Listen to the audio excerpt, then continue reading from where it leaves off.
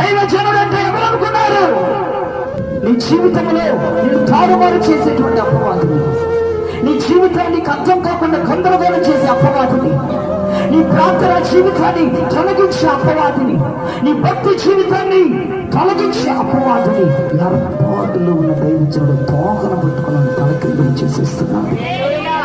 నా గురించి ఎంతో మంది దైవజనులు ప్రపంచంలో ఉన్నారు. సంఘం మీద ఉపద్రవం రాకుండా, సంఘం భక్తి జీవితంలో నుంచి వెళ్ళిపోకుండా, సంఘం ప్రతిష్టత సమర్పణ వైరాగ్యాల నుంచి తొలగిపోకుండా ఎప్పుడు ఆ తోకను పట్టుకుని దివారాత్రులు వెలుగుకుంటుంది దైవజనుడు. సంఘం ఎక్కడ భ్రష్టత్వంలోకి వెళ్ళిపోతుందో, సంఘం ఎక్కడ పాపంలో పడిపోతుందో, సంఘం ఎక్కడ సమర్పణ వదిలిపెడుతుందో, సంఘం ఎక్కడ ప్రతిష్టత వదిలిపెడుతుందో, సంఘం ఎక్కడ ప్రార్థనలో తగ్గిపోతుందో అని దైవజనుడు గంట సర్పం ఒక తోకను పట్టుకున్నాడు.